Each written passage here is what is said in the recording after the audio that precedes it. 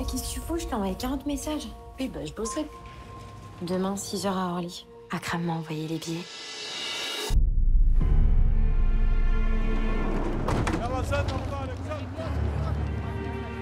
C'est un parcours de combattant, donc on a besoin, moi j'ai besoin de me dire que ce film contribue à quelque chose, fait bouger quelque chose, pourrait potentiellement rendre ce monde un peu meilleur parce qu'il va faire réfléchir les gens.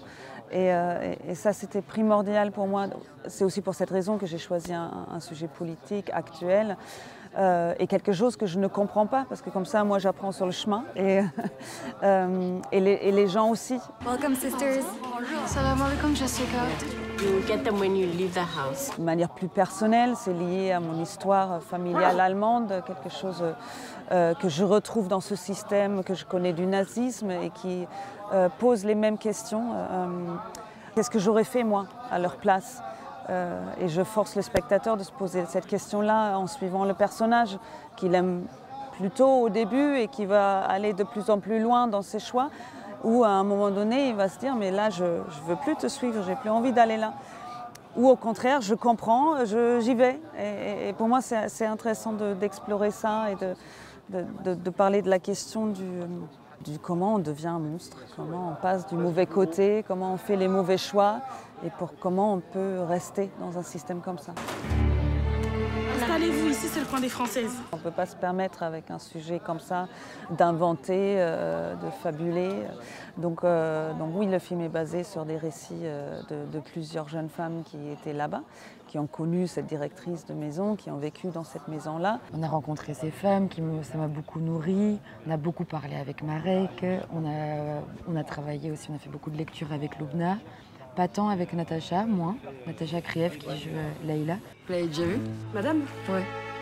Si Allah il devait avoir une femme, ce serait elle. Sur base de ces faits bien documentés, j'ai pris la liberté plutôt dans la partie artistique par rapport à la couleur, par rapport au décor, de traduire par des choix esthétiques une émotion plutôt qu'un espace réel qui aurait ressemblé exactement à ce qu'il y avait sur place. Déjà, il y avait plusieurs maisons sur place. J'y ai pas été, donc je ne peux pas prétendre à un réalisme que je ne peux pas vérifier. Donc j'ai fait comme j'ai pu pour rendre ce récit aussi plus universel, pour m'éloigner un tout petit peu de cette idée de l'islam. Ce n'est pas un film sur l'islam, c'est un film sur l'embrigadement. C'est un film qui parle d'une secte d'une certaine manière et de toutes les religions et d'un mécanisme qu'ils ont de convaincre les gens de les suivre aveuglement, peu importe où. On incarne des rôles, donc si on n'est pas disponible à la sensibilité de quelqu'un et si on n'est pas disponible à ce qu'on nous partage comme récit, je vois pas trop à quoi ça sert. Être disponible et respectueuse des récits de ces femmes-là, qui prennent le temps de t'en parler. Je sais pas, en fait, c'est tellement des vies qui ont été chamboulées. Enfin, c'est un truc de fou que j'ai même pas les mots en fait. J'avais un petit crayon et un carnet, j'ai lâché au bout de 2 minutes parce que, une responsabilité, en tout cas, de respecter leur récit. Voilà, ça, c'est ce que je dirais. Mais après, la responsabilité, j'ai jamais vécu ça. Je pense que je vivrai jamais ça, donc c'est vraiment. Voilà. You have accomplished your hijrah by joining our mujahiris in this holy bed. You came here to share your life with them. Sur ce sujet-là, c'est d'autant plus important de laisser place à la réflexion pour le spectateur. Et je trouvais d'aller vers la facilité de raconter l'histoire d'une victime, donc de quelqu'un qui se fait embrigader sans trop comprendre, parce que vous voyez, c'est une femme, donc elle est un peu bête, donc elle suit parce qu'elle est amoureuse. Et en fait, pas du tout, non, c'est une jeune femme très politisée qui veut s'engager dans la guerre, dans un combat qu'elle croit juste. Et c'était le cas avec ces filles-là, elle croyait vraiment y aller, elle était vraiment contente d'y aller. On a du mal à le croire quand on voit le film, mais c'est très très vrai et c'était important de montrer, ça dérange beaucoup les gens et je le comprends. Et en même temps, je n'avais pas envie de changer ça. Déjà à l'écriture, on m'a fait ces retours-là. Je dis, je ne suis pas prête à changer le réel pour que ça rentre dans les idées que vous faites des gens sur place. Et puis c'est beaucoup plus intéressant d'avoir ce dialogue-là entre le spectateur et le personnage. Your true family is here now. Je veux savoir pourquoi toi, tu es là. Je te rends pas trop compte sur le tournage, c'est maintenant en fait que je peux me rendre compte que en fait, aller explorer la douleur comme ça, ou l'horreur de cette manière-là, sans avoir peur d'être... Enfin, en tout cas, pour ma part, j'ai toujours peur d'être jugée de l'autre. Enfin bref, devant une équipe de ciné et tout, même de tournage, c'est pas hyper facile de pousser un cri, par exemple, juste un cri au-delà du truc bien fait où tu vas être quand même jolie à l'image. Bon bah là, je pense que... Bon, après, j'ai Loubna en face de moi, mais du coup, la déformation d'un visage, par exemple, ça me faisait pas peur pour la première fois de ma vie. J'étais contente d'aller dans l'au-delà du ridicule, l'au-delà de la peur de mal faire. Moi, je me posais ce type de questions au tout début, quand j'ai commencé. Donc, quelques années, il y a 30 ans, on va dire. Et puis à un moment, j'ai totalement lâché prise parce que je me disais que ça m'empêchait de faire et de me lancer, en fait, de me jeter, d'être dans ce qu'on appelle l'incarnation. Et donc j'ai décidé de m'en foutre complètement de mon physique, à quoi je ressemblais à l'écran ou pas. Et donc souvent à l'écran, moi je suis tout sauf une femme fatale. Hein, donc, mais ça me permet d'aller explorer plein de choses. Donc... de pouvoir être maquillée ou pas sur un plateau, maintenant je m'en fous. Moi quand je pleure, j'ai toujours l'impression que je fais caca, donc tu vois, dans le genre, voilà. Et d'oublier tout ça. Ça permet de se libérer de plein de choses. Mais au tout début, quand j'ai commencé, oui. Mais parce que c'est aussi... Puis des fois, ça revient avec comme un manque de confiance d'une scène, tu vois. Ah oui, non, mais chacun... Mais c'est aussi moi, c'était parce que quand j'ai commencé, j'avais l'image de l'actrice qu'il fallait toujours qu'elle soit belle. Oui, mais parce qu'on t'impose ça aussi. Et on t'impose ça. Ouais. Et à un moment, je me suis dit, non, en fait, si tu veux aller dans des rôles qui te permettent d'explorer des choses riches, complexes, compliquées, enfin voilà, qui demandent... faut ma gueule, enfin voilà, on s'en fout. Et, en fait, ta gueule, moi, ma gueule, du coup, je la mets au service du personnage, quoi. Mais je comprends ces questionnements-là. Puis c'est aussi beaucoup de la pudeur. Ce qu'elle pense être... oui, c'est pas forcément pour être jolie. C'est pas pour être criant, jolie, parce que Megan n'est pas du tout comme ça. Hein. Quand je l'ai rencontrée, les 3 premières secondes, c'est pas quelqu'un qui se regarde, justement pas. Et c'est là où je me suis dit, ça va être une partenaire de jeu génialissime, et on va pouvoir faire ce film parce que c'est elle. Parce qu'elle, c'est pas du tout quelqu'un qui aime se toucher, se regarder toutes les 3 secondes, c'est pas ça. Je crois que c'est de la pudeur. J'y vais, j'enlève toutes les barrières et on y va, je me lance. Et c'est vrai que c'est accepter la chute. Et cette chute, c'est pas évident pour un acteur ou une actrice, quoi. Je veux dire, c'est une mise à nu totale. Il y a de se dire, ok, je m'oublie moi, parce que c'est pas moi, là, il s'agit pas de moi, il s'agit de Rabia, il s'agit de Madame, il s'agit d'autres personnages. Et c'est plus de l'ordre de la pudeur. Moi, je ressentais aussi cette chose de pudeur, quoi, où tout d'un coup, j'ai un fou rire parce que j'ose pas aller vers quelque chose qui me demande d'aller m'ouvrir totalement. Donc c'est pour ça que je rattrape, parce qu'elle n'est pas comme ça. Elle n'est pas du tout comme ça. Je suis partie parce que là-bas on m'écoute pas, parce qu'on me respecte pas. Que ça fait 3 ans que je nettoie le cul des vieux tous les jours. Et qu'à la maison c'est pareil, je fais tout pour tout le monde et on me traite comme une chienne. Chez Rabia, ce qui m'a touchée, et là où je me suis reconnue en parlant avec une des filles sur qui elle est basée, c'était un engagement politique très fort. Et un ras-le-bol de la société dans laquelle on vit, d'un monde où les richesses sont distribuées d'une manière absolument injuste. C'est quelque chose qui révolte à juste titre la jeunesse.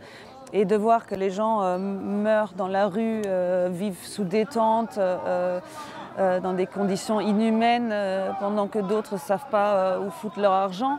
Je pense que ça donne très envie de s'engager dans quelque chose, d'essayer de changer. Et Daesh est très fort pour se servir de ces émotions-là, pour donner des réponses qui n'ont rien à voir avec le problème, mais au contraire. Mais il s'empare de cette colère et c'est très malin. Sauf que ce qu'il propose est encore bien pire. Mais ça voilà, c'est un autre débat. Là-bas, j'existe pas. Allah nous demande d'aider les plus faibles. Et toi, tu refuses? Non, je veux juste qu'on me respecte. Je veux pas être une esclave dans leur système. C'est une chance d'avoir une proposition en rôle féminin comme celui-ci. Je l'ai lu pour la première fois il y a à peu près 4 ans. Il y a le temps qu'il se passe des allées et venues dans la tête. Tu suis aussi l'évolution du projet qui va se faire ou non. Enfin voilà, c'est dur à faire un projet, à mettre en route un tournage. Je l'ai eu en casting et on était tous bluffés par ce qu'elle nous proposait. Et c'était une évidence immédiate de travailler avec elle parce que je cherchais un visage qu'on n'avait pas du tout encore vu. À l'époque, c'était le premier rôle dans un long métrage que je lui proposais. Et il fallait que ça soit une découverte. J'avais envie de révéler une actrice, j'avais envie qu'on croie encore plus dans cet univers parce qu'on n'est pas dans un jeu de reconnaissance. Ah, je l'ai vu dans ça et ça. Et donc, je voulais que le spectateur soit vierge dans son regard sur elle. Là où Lubna, il fallait une autorité, donc c'était possible. Mais Rabia, c'est celle avec qui on s'identifie aussi au début. Donc c'était important qu'on la découvre comme moi. Et comme elle-même, je pense aussi. Parfois, j'avais très peur de me lancer là-dedans. Parfois, mais je me faisais toujours rattraper par un truc de genre, en fait, la chance d'avoir ce rôle-là pour explorer un panel de jeux quand même assez énorme au sein d'un projet. Et puis ensuite, en fait, c'était encore mieux que ce que j'imaginais. Et je sais pas, je pense que j'étais assez seule à ce moment-là de ma vie. Et c'était un peu tristoun, mais c'était pas plus mal. Faire de la place dans ta vie privée, ça veut pas dire je t'envoie valser, mais en fait il faut faire de la place pour ce qui va se passer émotionnellement sur ce tournage-là notamment et pour remplir ce personnage, quoi. En fait, j'avais envie de la laisser, genre, avec tout ce que j'avais appris et travaillé et préparé, j'avais ensuite envie d'arriver sur le tournage et de faire maintenant je suis là. De toute façon, c'est tourné dans le désordre. Donc en fait. Là, tu le vois que tout est enchaîné et tout, mais nous, c'était complètement dans le désordre, évidemment. Et du coup, tu as envie de prendre ce qui se passe, les énergies qui se passent sur le moment. Salam alaikum ya akhi. Je te présente Oumar Rabia, 19 ans. Elle est pieuse et très serviable. Tu ne l'interromps pas, tu ne la contredis pas. T'es ma récompense. Pour le personnage de Madame, c'est la fascination de quelqu'un qui crée un système de terreur, quoi, de déshumanisation. Lubna, je l'avais vue dans Incendie, je sais qu'elle fait des choix très politiques, très engagés dans ses films. Et j'avais très envie de la voir dans un registre beaucoup plus dur. Et j'avais espéré que ça ne lui fait pas trop peur, et évidemment pas du tout. Elle était passionnée par la proposition. Elle connaissait très très bien la Marocaine sur qui est basé le personnage de Madame, qu'elle suit depuis plusieurs années, qui est une femme connue dans le monde arabe. Disons que je connaissais son existence effectivement bien avant que je rencontre Marek, mais tout simplement parce que c'est l'actualité, les journaux qui en parlaient. Et moi je me souviens d'un JT sur France 2, je crois que c'était suite à une embuscade où son deuxième mari a été tué, ainsi que son deuxième enfant, qui avait 1 an à l'époque, ont été tués en Arabie Saoudite suite à... parce qu'ils étaient recherchés par évidemment par le monde entier. Et donc on a, tout d'un coup, il y a cette image, je vois cette femme en burqa avec des lunettes comme ça qui ressort et qui est... je ne sais pas dans quel pays, si c'est en Irak, et qui est adulée des gens qui l'applaudissent, enfin des islamistes autour, des soldats. Et on l'appelle la veuve noire de Daesh, donc elle est fêtée. Donc la mort de son mari, de son gamin d'1 an, donc elle est fêtée, il y a une espèce de festivité, des you-you, tout le monde est heureux, elle applaudit, elle est en joie. Et je me dis, mais on parle d'une mère de famille qui vient de perdre son gamin d'1 an, et on parle bien d'une femme qui vient de perdre son mari, quoi. Et donc j'ai commencé à m'intéresser à cette femme, parce que voilà, c'est particulier quand même. C'est un mécanisme de déshumanisation qu'elle met en place dans sa maison, et c'est cette femme, et c'est très peu connu, on en parle très peu, qui a inventé ça à l'intérieur du système de Daesh. Donc c'est la soumission des femmes par d'autres femmes. On ne soupçonne pas, évidemment à l'intérieur d'un système d'hommes, mais c'est quand même elle qui participe autant que les hommes à la terreur, à l'horreur. Les esclaves yézidis le disent, n'arrêtent pas de le dire, les femmes des combattants étaient encore pires que les combattants. Les combattants nous violaient, elles disent, mais leurs femmes étaient encore pires. Il faut imaginer qu'est-ce qui est pire que le viol quotidien. Donc voilà, c'était aussi dans un engagement féministe que j'avais envie de montrer qu'il faut combattre la violence, pas les hommes, parce que la violence, elle est partout. Qu'est-ce qui t'arrive, Maravia? Est-ce que tu aurais oublié les règles? La monstruosité, elle me faisait penser à certaines femmes de grands colonels ou général nazis, en fait, ces espèces de psychopathes qui sadiques, qui éprouvent un plaisir monstrueux jusqu'à la mort de leur propre progéniture, à trouver ça magnifique. Et puis, c'était la veuve Noire de Daesh, c'était aussi la Madame Claude de Daesh, c'était aussi donc. Il y avait quelque chose comme ça d'assez... Donc voilà, je m'étais intéressée à sa personnalité bien en amont, effectivement. J'ai repoussé mes recherches encore plus loin, donc j'ai lu tous les journaux arabes, tout ce que je pouvais trouver. Parce qu'elle a fait des interviews quand même, dans le magazine Tel Quel, par exemple, au Maroc. Oui, elle a donné 4 pages d'interview, dans les journaux arabes, où elle est filmée. Puis j'ai même réussi à avoir une image d'elle sans burqa, ce qui est quand même l'image rarissime. Voilà. J'avais besoin de voir ce visage derrière. Donc effectivement, j'ai effectué des recherches. Mais parce que nous, on est des êtres humains, enfin je veux dire normaux, entre guillemets. On a nos qualités, nos défauts, mais... Là, c'est un autre monde, on est dans quelque chose où, pour pouvoir incarner ça, il est essentiel de comprendre d'où vient cette dame, extrêmement cultivée, qui a étudié à la Sorbonne, qui a fait des études de droit, qui portait des jeans moulants, qui avait les cheveux mi-longs, qui était une femme totalement libérée. Sa thèse, c'était quand même, de fin d'études, c'était quand même sur la polygamie, quoi. Donc on vient de là quand même. Et donc c'est quand même assez troublant, assez complexe comme personnalité. Et donc il fallait vraiment que je puisse me nourrir. Et donc on s'est retrouvés sur ces mêmes questionnements de comment est-ce qu'elle justifie devant elle-même de faire ce qu'elle fait. Comment est-ce qu'elle se convainc qu'elle fait du bien à ses filles, qu'elle les frappe pour mieux les guérir, pour mieux les caser, Et c'est vraiment ce qu'elle pensait faire, et c'est assez passionnant. En discutant avec elle, on a trouvé que les méchants, très souvent, ils sont convaincus de faire du bien. Ils ne sortent pas le matin en disant « maintenant je vais faire des choses horribles ». Ils sortent le matin, ils se disent « je vais sauver le monde ».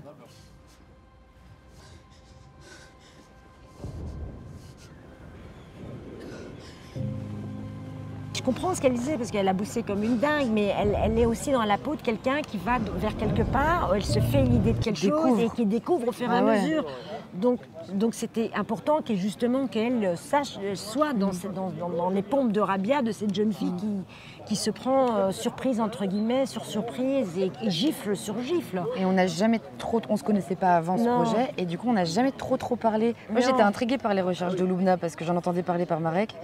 Mais en fait, on n'en a jamais trop parlé. Il fallait garder ce truc-là aussi je découvrais madame à travers Loubna. Basta. C'est touchy, donc on a besoin d'être sûr de plein de choses.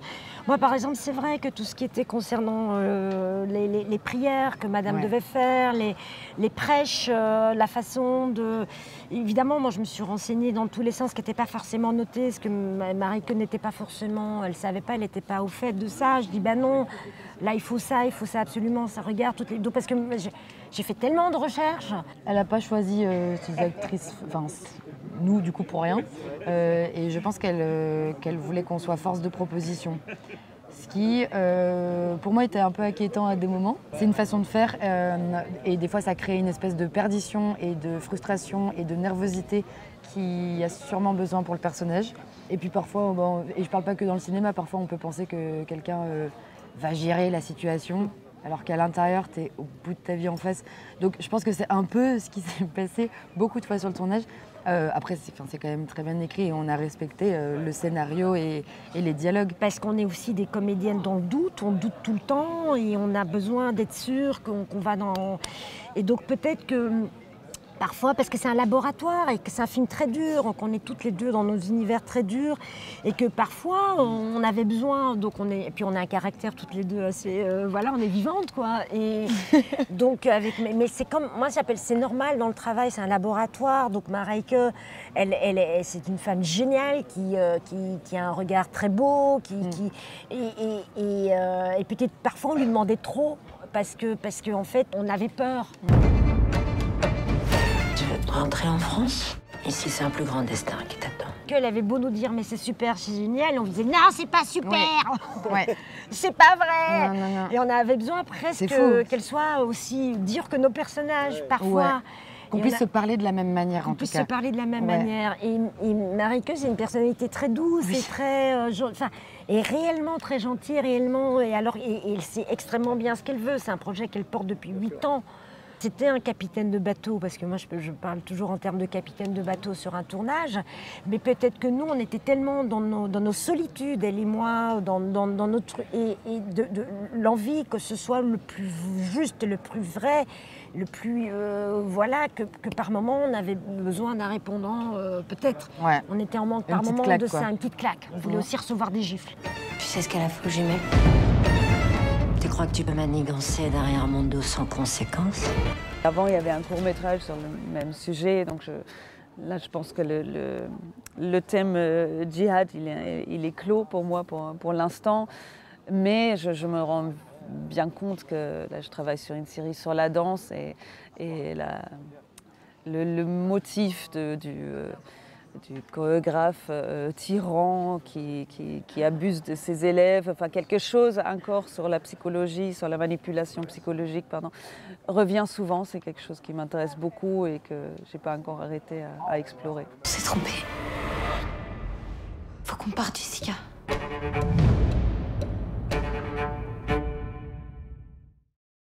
J'ai essayé au maximum de le regarder en tant que spectatrice. J'ai suffisamment été dure avec moi-même, donc là j'étais là, de toute façon tu peux plus rien faire, donc sois pas dur avec toi-même. Et j'ai vraiment essayé de découvrir, je sais pas, franchement j'ai envie de le revoir, alors je sais pas si j'y retournerai dès demain, mais un jour j'aimerais bien le revoir, parce que j'aime vraiment le film que c'est. Enfin en fait c'est ouf de regarder un film où tu sais tout ce qui s'est passé derrière, et franchement à chaque fois que, notamment Lubna, le personnage de Madame, intervient, j'avais tout qui faisait, alors les poils comme ça, les larmes au niveau ici que je contiens comme si j'étais en train d'accompagner les personnages.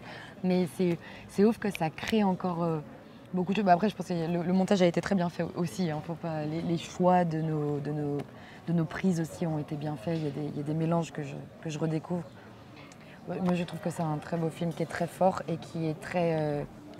comment ça se dit, épidermique? Je sais pas comment on dit. Ah oui. Oui. Voilà. En tout cas, t'as l'impression d'être un peu au futuroscope. Tu prends plein de sensations, vraiment. Et on m'a poussée pour aller le voir parce que moi je regarde pratiquement jamais les films dans lesquels je joue parce que j'ai un problème avec ça. Et puis moi, ce qui me plaît, c'est avant et pendant. Après, je me dis.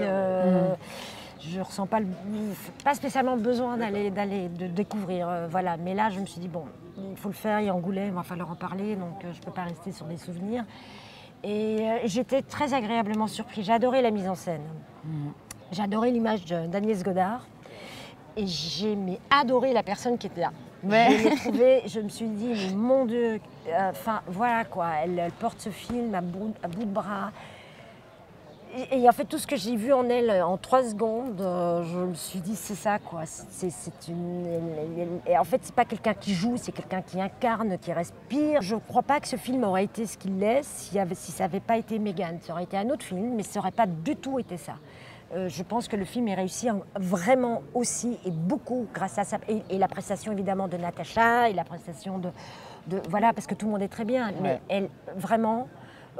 dès la première image, enfin voilà, moi j'ai eu après moi je me vomis dessus dès que je me vois ma gueule, donc je peux pas, je peux pas du tout.